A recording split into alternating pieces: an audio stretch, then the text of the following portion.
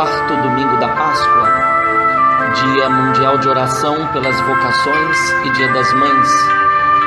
Primeira leitura, Atos 13, 14, 43 a 52, Salmo 99. Segunda leitura, Apocalipse 7, 9, 14b a 17. Evangelho, João 10, 27 a 30. No domingo passado, fomos interpelados pela imagem dos pescadores revigorados pelo ressuscitado.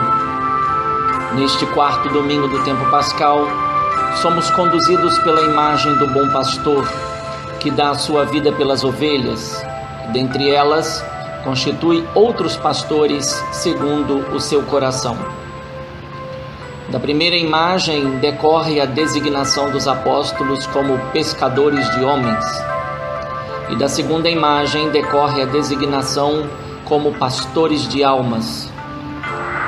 Pescadores e pastores evocam duas categorias próprias da Palestina, uma do sul, pastores, e uma do norte, pescadores, devido ao lago da Galileia, que foram muito utilizadas por Jesus durante o seu ministério realizado entre os homens. Na primeira leitura encontramos Paulo e Barnabé evangelizando uma importante cidade da Ásia Menor, Antioquia da Psídia. O local da evangelização é a sinagoga, onde os apóstolos podem encontrar judeus de raça, mas também prosélitos e tementes a Deus, oriundos do paganismo. No centro da pregação, após o confronto com os judeus invejosos, está uma profecia que anunciava a oferta da salvação para todas as nações e não apenas para Israel, conforme Isaías 49:6. Assim, a lógica da cruz continua e se atualiza em cada momento da missão apostólica. Se eles me perseguiram, também vos perseguirão. João 15:20. A segunda leitura revela uma visão beatífica e a liturgia celeste. Diante do trono de Deus e do Cordeiro imolado, encontram-se os fiéis, aqueles que passaram e venceram a grande tribulação porque não abandonaram a lógica da cruz. Os mártires são as ovelhas do rebanho do Cordeiro imolado, isto é, são as ovelhas do Cordeiro pascal, que é chamado de pastor, bom pastor. A esperança do consolo foi alcançada, porque o Cordeiro imolado é o pastor que conduz as ovelhas para as fontes das águas. Lembramos do Salmo 23. O Evangelho apresenta a relação profunda que se estabelece entre os fiéis e Jesus Cristo, bom pastor. Este vínculo aparece simbolizado na relação de amor que existe entre o pastor e as ovelhas. Esta relação é uma imagem típica da época de Jesus e serviu muito apropriadamente para designar a igreja nascente. As ovelhas pertencem ao Pai, mas foram dadas a Jesus, que é um com o Pai. Faz lembrar Davi, que era pastor do rebanho de Jetro, seu pai. No fundo está a questão do discipulado, pois as ovelhas que pertencem a Jesus seguem somente a sua voz, porque conhecem o amor do seu pastor por elas, porque ele dá a sua vida por suas ovelhas. Essas que são salvas recebem a vida eterna e nunca se perdem do seu pastor, porque o Pai é maior que todos. As tribulações e as dificuldades na vida e exercício ministerial da igreja aparecem apresentadas nas duas leituras e seguem o exemplo dado pelo bom pastor no Evangelho, que oferece a sua vida pela vida das suas ovelhas. A igreja do nosso tempo empenha-se muito como sinal profético no meio de uma sociedade que parece caminhar sem rumo e ao léu de muitas lideranças corruptas e déspotas, vivendo uma vertiginosa mutação de paradigmas nessa mudança de época. Os cristãos são orientados pela igreja a tomar parte nas decisões, porque sem o sentido da verdade e do bem, estas decisões podem levar as diferentes sociedades a um grande colapso.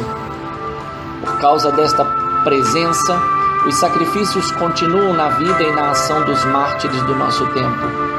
Aqueles que se opõem à cultura da morte, por exemplo, do aborto, da exploração dos menos favorecidos, são atacados com violência pelos seus adversários. Todo cristão que assume a sua fé e fica do lado da verdade e dos mais indefesos passa pelo sofrimento e pelo martírio. A justiça que acompanha o pensar e o agir dos cristãos de todas as épocas e lugares define-se pela ação de Jesus Cristo, que é o mártir por excelência. Por causa desta justiça, os martírios continuam acontecendo no mundo, porque os cristãos não defendem uma ideologia, mas são chamados a ser sal da terra e luz do mundo, testemunhas do Cordeiro imolado. Na igreja ninguém é mártir da própria causa, mas da causa de Jesus Cristo, que abraçou e fez sua a vontade do seu Pai. O martírio cristão, portanto, não vai confundido com as vítimas que morrem por terem abraçado uma causa humanística ou ideológica. Há valor nisso, mas não o valor da cruz de Cristo, que realizou uma obra universal de salvação. Por um lado, aquele que defende no mundo a causa de Jesus Cristo, transmitida na sua igreja, é propenso e aberto ao martírio. Por outro lado, ser cristão e não se empenhar por um mundo mais justo e fraterno é trair a cruz do Senhor. Em outras palavras, é invalidar o mandamento do amor que se fez carne e morreu na cruz por nós e para a nossa salvação. A igreja não pode descuidar da sua tarefa essencial, anunciar a salvação em Jesus Cristo, mas esta tarefa não está desvinculada da busca pelo bem-estar digno para os homens que devem ser salvos. A igreja, por certo, não é um partido político cheio de humanismo e de ideologias, por mais maravilhosas que estas sejam. Também não é uma associação de pessoas amorfas e inertes no mundo. Lembramos do que disse o Papa Francisco quando esteve entre nós na JMJ. A igreja não é uma ONG. A igreja é chamada, como lembramos acima, a ser sal da terra e luz do mundo, isto é, a ser um elemento conservador do que nele há de bom e transformador do que nele há de mal e desvirtuado do plano original de Deus. Quem se sabe orientado para o céu não pode recusar o seu papel fecundo na terra. Neste sentido, a igreja manifesta a sua identidade e desenvolve a sua missão, lançando-se no mundo com a luz que vem da cruz e da ressurreição de Jesus Cristo. Esta luz é o eloquente testemunho da igreja, de que Deus ama os homens e se interessa pelo seu bem-estar nesta terra, para que eles possam viver na fraternidade, na paz, na justiça, na verdade e no amor. Sem este empenho no mundo, a igreja não será ouvida, porque não será o rebanho que segue e escuta a voz do seu pastor. Assim, como o bom pastor deu sua vida pelas suas ovelhas, como comunidade de fé, estas ovelhas dão a sua vida pela causa do seu pastor, a fim de que a salvação continue ecoando em todos os tempos e lugares. A certeza que anima o cristão na igreja vem da certeza do seu pastor que disse: meu Pai, que me deu estas ovelhas, é maior do que todos. Ninguém pode arrebatá-las da mão do Pai. Eu e o Pai somos um. Assim como o homem necessita do pão de cada dia, ele necessita de um pastor que o conduza aos prados verdejantes, onde encontre pastagem fértil para saciar a sua fome e água fresca para saciar sua sede. Necessita da verdade do Evangelho, que fundamenta a doutrina pregada pela igreja. Ninguém é capaz de gerar e conseguir sozinho tudo aquilo de que necessita para viver. Não há como negar. Todos, de algum modo, experimentam o que significa ser conduzido ou deixar-se conduzir por um outro. Basta ver, por exemplo, quanta confiança se depositou e se deposita no presidente. A condição de um rebanho que se deixa guiar é a condução do homem diante dos diversos segmentos de nossa sociedade. Do ponto de vista religioso, este fenômeno é sentido com maior intensidade, portanto, é o âmbito onde ocorrem os maiores riscos de desilusão, pois a igreja é formada de homens e mulheres suscetíveis também aos erros e aos fracassos. Deste modo, pela divina revelação, nós acreditamos e afirmamos que Deus é nosso Pai, aquele que nos amou entregando seu Filho único na cruz, nosso único pastor. Sobre a terra, então, não existem senhores e pastores que possuam autoridade própria. O que funda a autoridade própria de Jesus, bom pastor, sobre a humanidade, reside no senhorio de Deus, que é amor feito diaconia no seu Filho único, Salvador universal. Um poder humano só pode ser reconhecido como autoridade legalmente constituída se expressa verdadeiramente um serviço desinteressado pela felicidade do homem, pautada no poder e na autoridade do próprio Deus, que nos deixou, pela entrega do Filho na cruz, o modelo que nos obriga a assumir os mesmos sentimentos que foram em Cristo Jesus. A autoridade do Filho, no exercício do seu ministério pastoral sobre o rebanho, advém do seu conhecimento do Pai, fonte de toda a autoridade constituída, e do conhecimento que Jesus tem das ovelhas que lhe foram confiadas pelo Pai, pelas quais voluntariamente entrega a sua vida como sacrifício que liberta, cura e salva. Neste sentido, a autoridade da Igreja, mãe e mestra, não é outra senão a continuidade da autoridade do seu pastor supremo.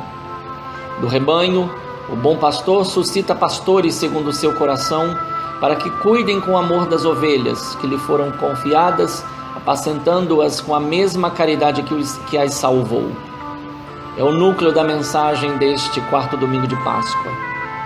Desta certeza resultam várias consequências sobre as atitudes que o povo de Deus deve ter para com o clero e deste para com o povo e o bispo, que detém o encargo de pastor na diocese. A primeira consequência vem da fé, no desejo expresso de Jesus Cristo, que se deixou no memorial da Eucaristia e constituiu os seus discípulos sacerdotes para que repetissem este gesto até que ele venha.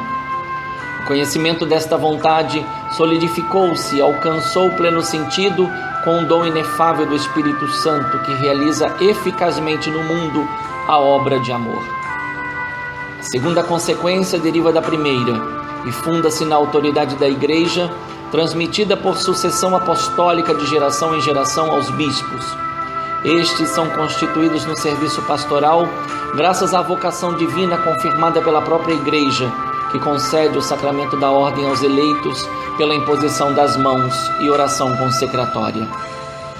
A terceira consequência deriva da primeira e da segunda e mostra-nos que seria infidelidade a Jesus, o único e verdadeiro bom pastor, se na Igreja ou fora dela nós seguíssemos pastores que não conhecemos, ou que se fazem donos da verdade, pastores que não foram constituídos pela via sacramental, ou que não comungam com a ortodoxia da fé recebida e transmitida pelos apóstolos e seus sucessores ao longo dos séculos.